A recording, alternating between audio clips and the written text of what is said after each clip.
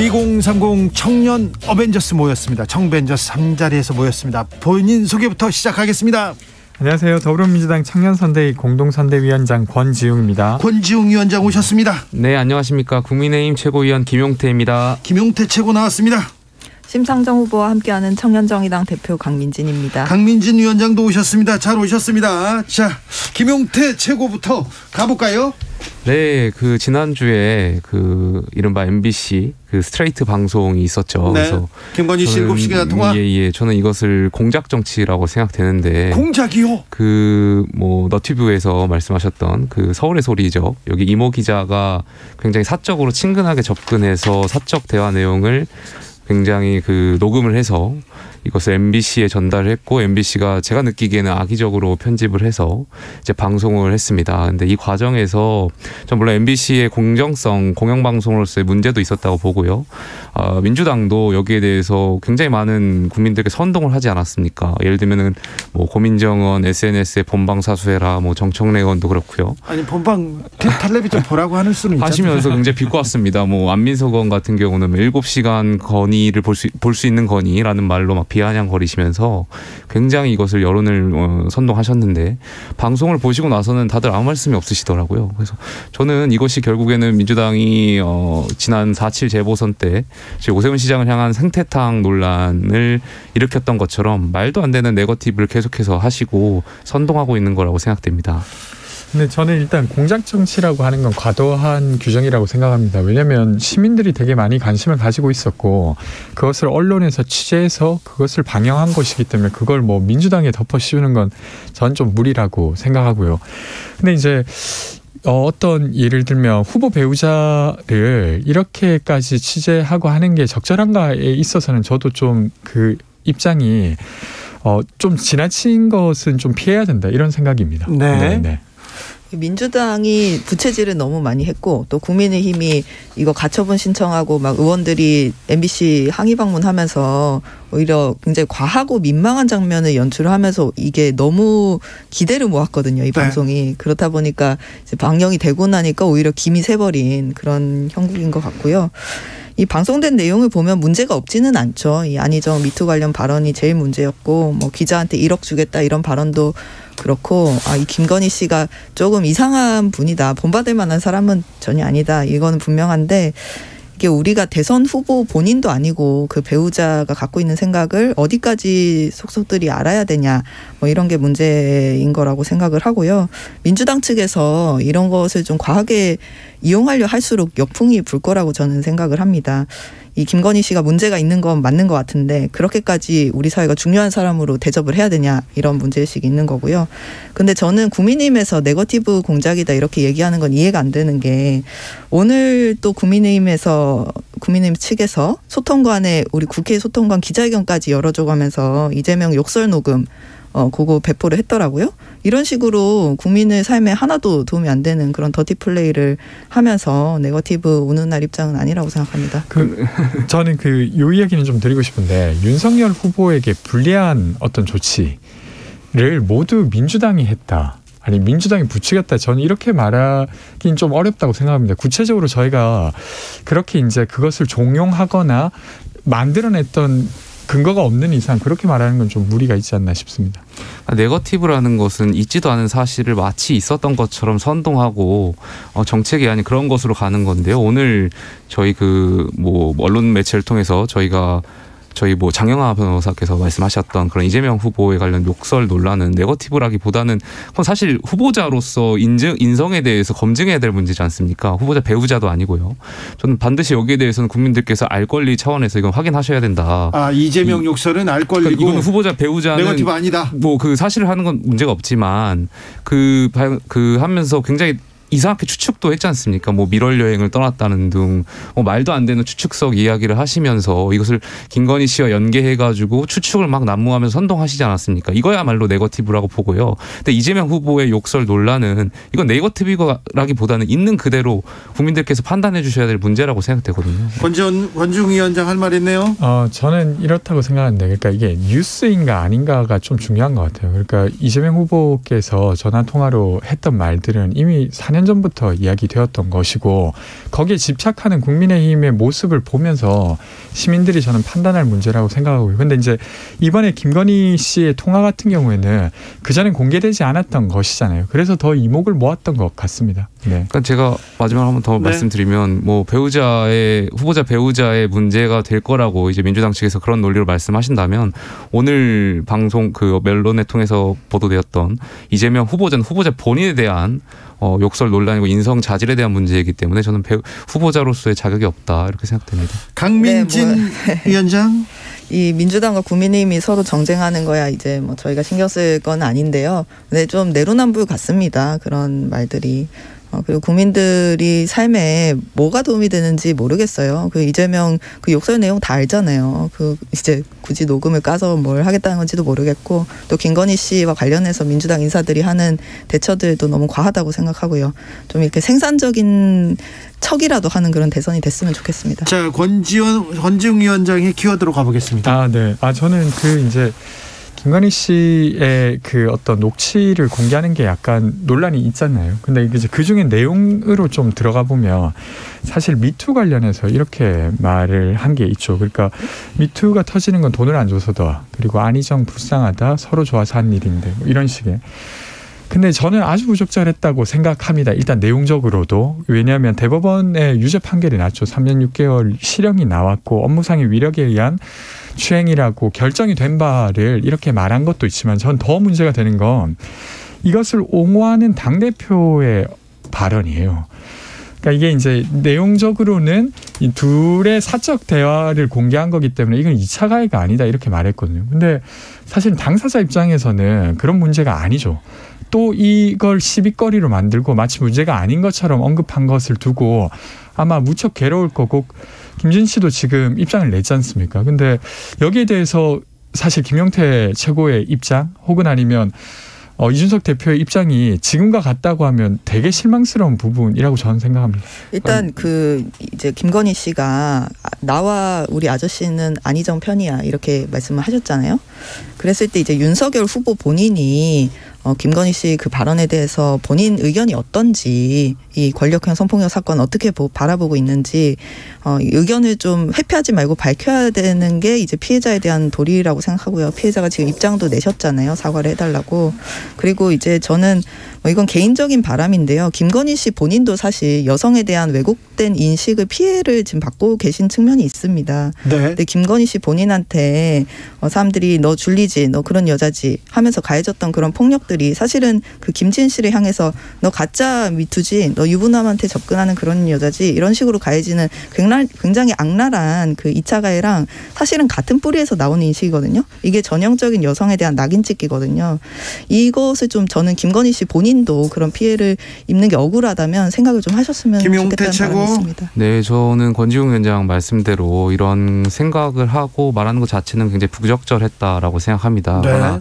다만 이것은 아까도 말씀했듯이 이모 기자가 사적인 대화 내용에서 말씀한 거고 이게 공표될 거라고는 생각을 못하고 물론 그 생각이 부적절했습니다만 그 사적 대화 녹음을 공개하면서 하는 것까지는 저희가 2차 가해를 하려고 했던 것은 아니니까요. 이것은 어쨌든 저희가 생각이 잘못되었고 이거는 좀 사과가 필요하다고 생각합니다. 다만 그런데 권지훈 위원장님께 묻고 싶은 것이 물론 뭐 생각 부적절했습니다만 실제로 그런 권력형 성폭행을 했던 권력형 성범죄를 역했던 오거돈 안희정 지사가 있을 때는 정작 민주당에서는 어떻게 무엇이라고 말씀했는지 궁금하고요. 실제로 이런 2차 가해는 민주당이 먼저 하지 않았습니까? 뭐 피해 호소인이라든지 이런 거에 대해서는 다 민주당이 해놓고 지금 와서 김건희 씨 발언 이 사적 대화 내용을 가지고 2차 가해라고 말씀하시는 것은 저는 그건 조금 좀 지양해야 되지 않나 생각합니다. 민주당 권지웅 위원장. 저는 그때 이제 피해자를 피해 호소인으로 명명하거나 이랬던 건 부적절하다고 생각합니다. 그리고 그 부분에 있어서 민주당이 잘못한 부분이 분명 있다고 생각하고요. 민주당 내에서도 여러 입장들이 있는 거잖아요. 구성원들 간의 이견도 있고. 근데 어쨌건 제 입장은 그게 부적절했다고 생각하고요. 근데 어쨌든 이게 계속 또 이어지는 거예요. 그리고 그 발언에 어쨌건 간접적 책임을 가지고 있는 국민의힘이 이걸 두둔해 버리니까 또 논란이 되는 거죠. 저건 별로 문제가 아니었던 건가? 근데 대법원 판결까지 나왔던 부분인데 그래서 이 부분을 지금 지적해드린 거예요. 저 짧게만 잠깐 덧붙이면요. 그 민주당이 그렇게 예전에 잘못했습니다 이렇게 끝낼 게 아니고 그때 2차 가해했던 민주당 인사들이 민주당에서 별다른 제지를 받지 않고 처벌 징계 받지 않고 있는 상태로 있습니다. 그런 분들 많고요. 오히려 피해자를 그때 도와줬던 사람들이 쫓겨나고 불이익을 받았단 말이에요. 이런 부분들은 지금이라도 회복을 하고 또 이제 필요한 부분이 있다면 조치를 취해야 되는 거죠. 지금 그 말씀하셨던 고민정은 선대위에서 활동하시지 않습니까? 근데 고민정 의원이 말했던 부분. 그러니까 비호선이라고 말씀하셨던 그 3인방 의원님들 계시지 않습니까? 다 민주당에서 버젓이 계속 활동하시고 계시지 않습니까? 근데 이제 저는 이런 부분이 있다고 생각합니다. 그 발언이 나왔던 시점이 사실은 사건을 조사하던 시점이었습니다. 그리고 그걸 돌이켜 보더라도 그것이 좀 부적절했다라고 말할 수 있지만 그걸 가지고 그때 당시의 발언을 완전히 그걸로 뭐 이제 아예 활동을 못하게 할 정도는 저는 아니었다고 봅니다. 모영기님께서 여러분들 보기에 우리나라 정치는 미래가 암울한가요? 물어보고 싶은가 봐요. 정치자들이 보기에 청년들은 똑똑하고 우리 앞날이 밝네 이렇게 하는데 본인들이 보는 선배들의 정치 어떤 색깔이에요? 뭐 안개가 있고 뭐 어두울지라도 그럼에도 불구하고 저희 청년 여기 계신 정치인분들께서 희망을 말씀드려야겠죠. 네, 그래요? 국민의힘에 희망이 있습니까? 있습니다. 예. 윤석열 후보한테 희망을 받습니까? 있습니다. 예. 저희를 한번 믿어주신다면. 네. 예, 어떤 쪽에서 희망을 봤어요? 저희 후보께서 가지고 있는 뭐 눈에 말씀드리지만 공정이라는 부분이라든지 또 지난 별개로 말씀드리면 후보께서 변해가는 과정도 있지 않습니까? 네. 그러니까 2030이 변해달라고 주문하셨고 후보님께서 그 과정에서 또 변해가는 모습을 보이면서 저는 대중들이 원하는 모습에 더 적극적으로 달라지는 모습 보여드리고 있다. 대중으로 변한다. 그런데 김건희 씨 나왔을 때 공정과 그 조국 전 장관 나왔을 때 공정 그때는 조금 아쉬웠죠. 뭐 없지 않아 있었습니다만 그것도 이제 저는 정치인으로서 적응하는 과정에서 이제는 공정의 잣대가 다 동일할 것이라고 생각하고 있습니다. 권지웅 위원장은 어떻습니까? 저도 조금씩 나아지고 있다고 생각합니다. 이 표현이 사실 그 상황을 겪었던 피해자에게는 되게 뭐 좀 못 믿었고 되려 미운 말일 수도 있지만 저는 위력에 의한 추행이라고 하는 것이 인정되었고 네. 그리고 앞으로 이런 일이 줄어들게 만드는 계기가 될 거라고 생각합니다. 큰 분기점이 됐겠죠. 민주당에서도 마찬가지입니다. 그 과정에서 좀 부족한 부분도 있었고 다시 돌아간 다음에 바꿔야 될 부분도 있겠지만 앞으로 그런 일은 더 줄어들게 되는 계기가 분명 되었다고 생각하고 그렇게 만들어야죠. 네. 자, 이재명 후보에게 희망을 받습니까?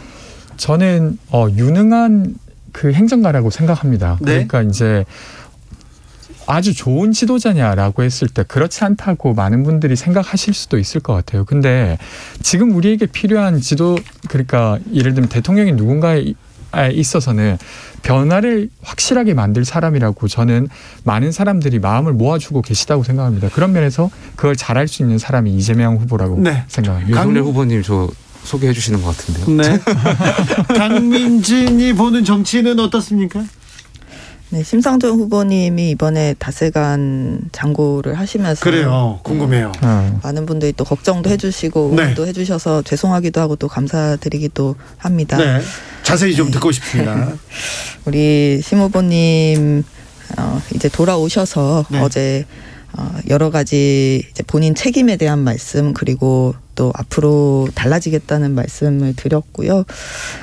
이 심상정 후보가 이 칩거에 들어가면서 사람들이 심상정 없는 대선은 어떨까? 정의당 없는 정치란 어떤 풍경일까? 이런 상상들을 좀 해보시게 된 것 같아요. 그러면서 오히려 없어지면 안 된다. 우리 사회에 정의당이 꼭 필요하다. 이런 응원의 말씀들 새삼스럽게 좀 많이 들었고 저는 우리 심상정 후보는 그래도 다행히 우리 정의당 청년들에게는 성찰하는 선배들, 양심 있는 선배들이 있어서 다행이라는 생각이 많이 듭니다. 그래요?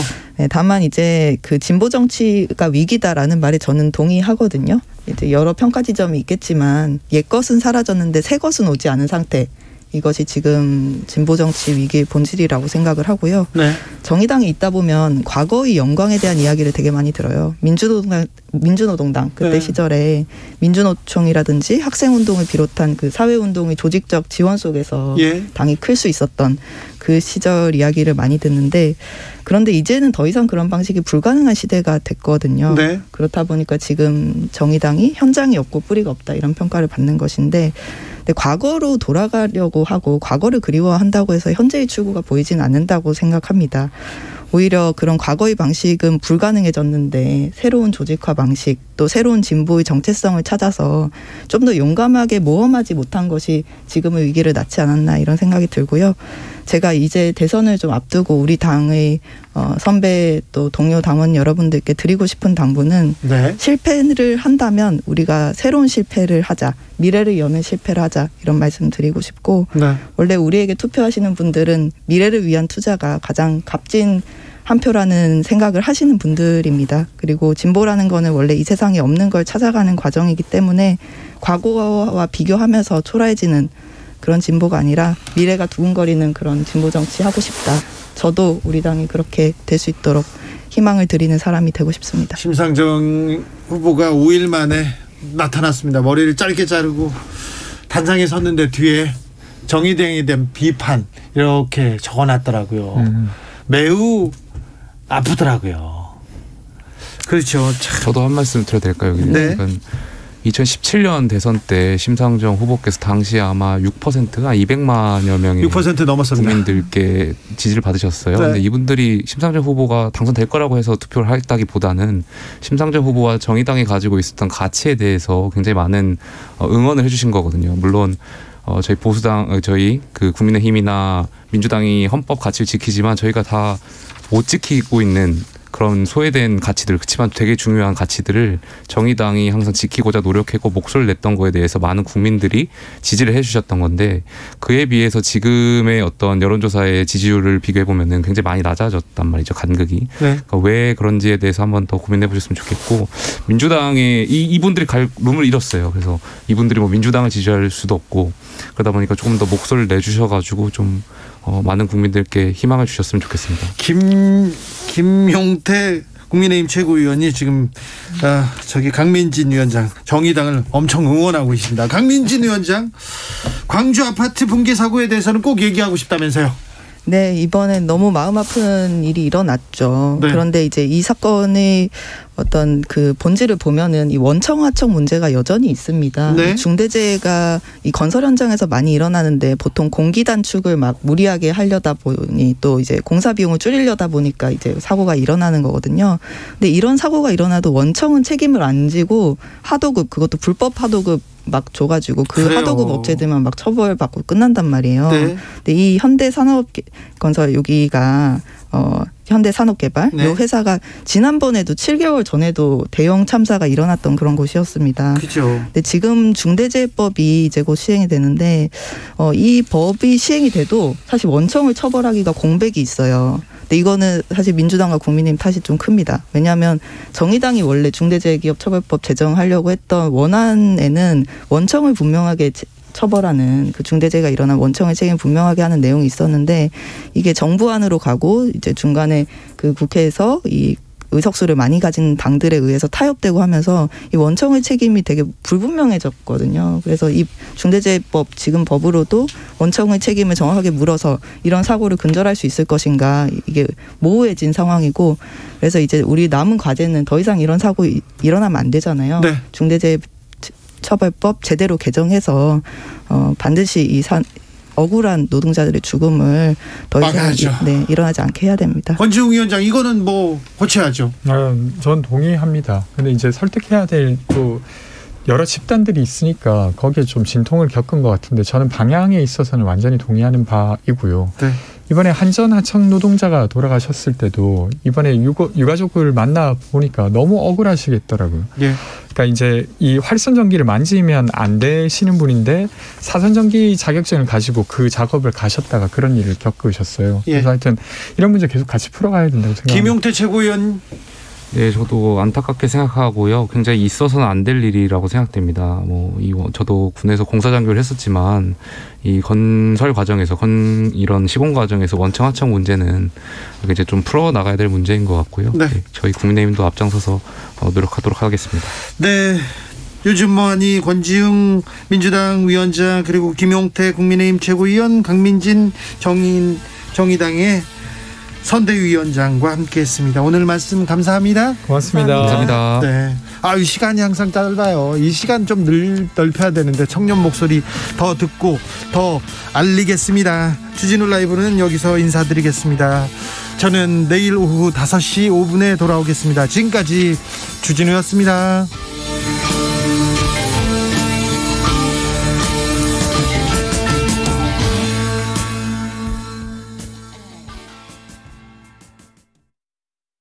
지구를 위한 새로 고침 습관을 바꾸는 라디오. 안녕하세요. 방송인 이금입니다. 예비 사회적 기업 카페 이웃